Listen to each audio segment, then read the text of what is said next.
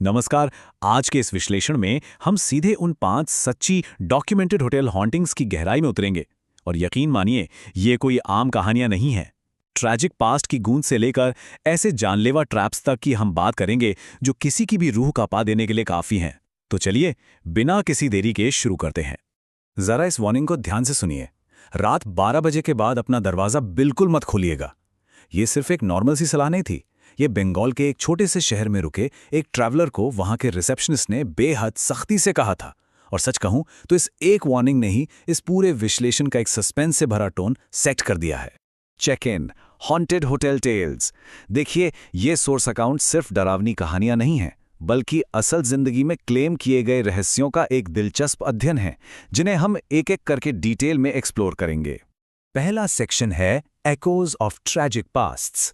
यहां हम उन रेजिड्यूअल हॉन्टिंग्स को देखेंगे जहां आत्माएं अपनी दर्दनाक मौत को एक एंडलेस लूप में बार बार जीती हैं। हमारी पहली घटना हमें सीधे लास वेगस के मशहूर सर्कस थीम्ड होटल ले जाती है। सोचिए, कमरा 123 बुरी तरह बिखरा हुआ है, बिल्कुल जैसे वहां कोई तूफान आया हो। डैनियल और उसके पिता ने बिल्कुल यही देखा। पर जब वो शिकायत करने के लिए हाउसकीपर को लेकर वापस आए तो कुछ ही सेकंड्स में सब कुछ बिल्कुल साफ और ऑर्गेनाइज था। ये फिजिकल रियलिटी का अचानक बदलना ना सिर्फ डर की शुरुआत थी। और यहां आके खौफ का लेवल एकदम बढ़ जाता है।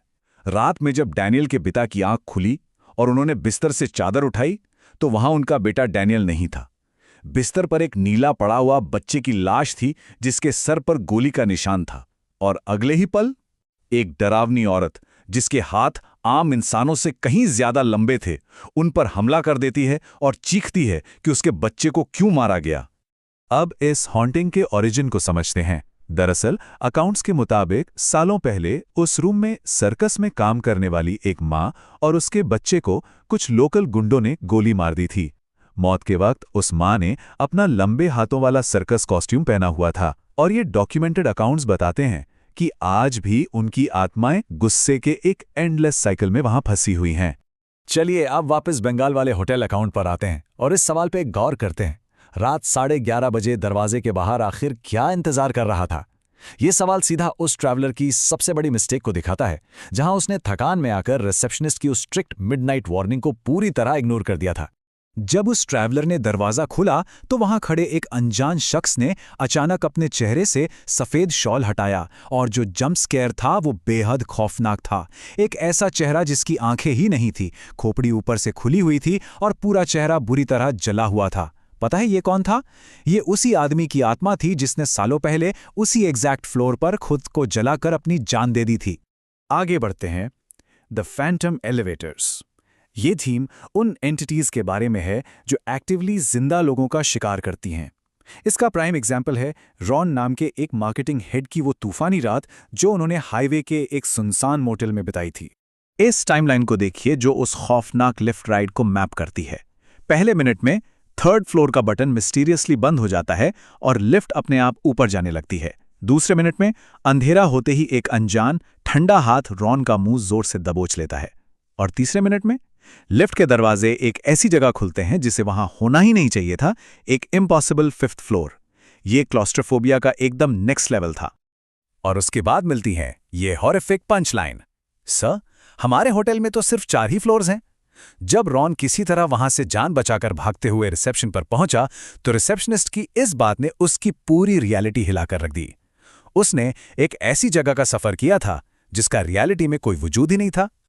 Next section, the deadly mountain dare. Mussoorie के अकाउंट्स में एक किस्सा है जहां दोस्तों का एक ग्रुप सारी वार्निंग्स को उल्लंघते हुए रात 2 बजे इनफेमस होटल हैवक में घुसने का रिस्क लेता है। उन्हें बिल्कुल आइडिया नहीं था कि वो एक मलेवलेंट ट्रैप में कदम रख रहे हैं। रात 2 बजे का खौफ तब शुरू हुआ जब अंदर घुसते ही हवा अचानक इतनी भारी हो गई कि सांस लेना मुश्किल हो गया और सेल सिग्नल्स पूरी तरह गायब हो गए। एकदम ऑप्रेसिव सेंसरी डिटेल्स। और सबसे डरावनी बात यह थी कि उनकी दोस्त नेहा वहां से अचानक गायब हो गई, जो कि लोर के हिसाब से उस वेंचफुल ब्रिटिश विडो के शिकार का सबसे पहला इशारा था। जब उन लोगों को लगा कि नेहा को कुछ नुकसान पहुंचा है तो पैनिक स्टार्ट हो गया। पर प्योर नाइटमेयर फ्यूल की शुरुआत तब हुई जब वहां अचानक एक सिक्योरिटी गार्ड आया। देखते ही देखते उस गार्ड की आंखें लाल हो गईं और उसका सर धीरे धीरे उसकी गर्दन से अलग होने लगा और फिर वो कटा हुआ शरीर उनकी तरफ बढ़ने लगा। यहाँ इल्यूजन और रियलिटी का कॉन्ट्रास्ट देखिए। कॉरिडोर में उन्हें लग रहा था कि उनकी दोस्त नेहा उनकी तरफ चलकर आ रही है, पर सच्चाई का पता लगाने के लिए जब उन्होंने एक लाइटर उसकी तरफ फेंका तो लाइटर सीधा उस आकृति के आर पार निकल गया। वो डिसेप्टिव भ्रम अचानक टूट गया और उनके सामने नेहा की जगह उस अंग्रेज विधवा की खौफनाक आत्मा खड़ी थी। अब आते हैं अपनी फाइनल कैटेगरी पर, बिल्ट ऑन कर्स्ड ग्राउंड्स। ये सोर्स हमें राजस्थान के एक गांव में स्थित होटल सोलफुल ले जाता है। एक सस्ता, सुनसान होटल जो एक डूम्ड जमीन पर बना था, जहां 3 अनजान बिजनेसमैन ठहरने चले गए थे। 100+। इस शॉकिंग नंबर पर फोकस कीजिए जरा। ये सिर्फ एक आंकड़ा नहीं है, ये दिखाता है कि कितनी सारी भटकती आत्माएं उस होटल सोलफुल में फंसी हुई बताई जाती हैं। और ऐसा क्यों था? क्योंकि वो पूरा होटल ठीक एक पुराने कब्रिस्तान के ऊपर बनाया गया था। और उसके नतीजे, जल्द ही ऑडिटरी और विजुअल स्केयर्स शुरू हो गए। एक बूढ़े वॉचमैन की अजीब सी मैनिक हंसी, कॉरिडोर्स में गूंजती अनजान लड़कियों की हंसी और पायल की आवाजें, और उनके खुद के फोन के डिजिटल फोटोज में दिखाई देने वाले भूताहा बच्चे। एक लोकल ट्रक ड्राइवर ने उन्हें इस कर्स्ड ग्राउंड की जो चेतावनी दी थी ना, वो यहां पूरी तरह से सच साबित हो रही थी। क्लाइमैक्स तो तब आता है जब उन्होंने वहां से भागने की कोशिश की। डर के मारे जब वो तीनों उस होटल से निकलकर भागे तो मददगार लगने वाला वो रिसेप्शनिस्ट उनके पास भागकर आया।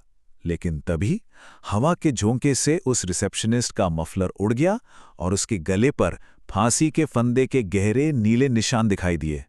तब उन्हें यह हॉरिफाइंग रियलाइजेशन हुआ कि जो होटल स्टाफ उनकी मदद कर रहा था वो दरअसल उसी श्रापित जमीन के भूत थे। Checking out the aftermath. इन सभी सोर्सेस को अगर हम कंक्लूड करें तो एक बात क्लियर है, भले ये सभी लोग इन हॉन्टिंग से फिजिकली जिंदा बचकर निकल आए, पर इन पैरानॉर्मल एनकाउंटर्स ने उनके दिमाग पर जो परमानेंट निशान छोड़े हैं उन्हें कभी मिटाया नहीं जा सकता। तो सबसे क्रूशियल पॉइंट यहाँ ये है कि इन डॉक्यूमेंटेड एक्सपीरियंसेस ने लोगों की जिंदगी हमेशा के लिए बदल दी। रोन के अंदर अकेले लिफ्ट में जाने का डर हमेशा के लिए बैठ गया। आशीष उस खौफनाक रात के बाद इंडिया छोड़कर हमेशा के लिए यूएसए शिफ्ट हो गया। और राजस्थान गए उन तीनों दोस्तों की रूह आज भी उस गांव का नाम सुनकर कांप उठती है। इस सब के बाद आखिर में एक बड़ा सवाल यही रह जाता है, क्या ये सभी सिर्फ दर्दनाक अतीत की गूंज हैं जो इन होटल्स में अटक गई हैं, या फिर सच में कुछ दरवाजे ऐसे होते हैं जिन्हें कभी ना खोलना ही बेहतर है? इस विश्लेषण ने इन अनसुलझे रहस्यों को हमारे सामने रखा है, पर इनका असली सच क्या है ये हम आपकी सोच पर छोड़ते हैं।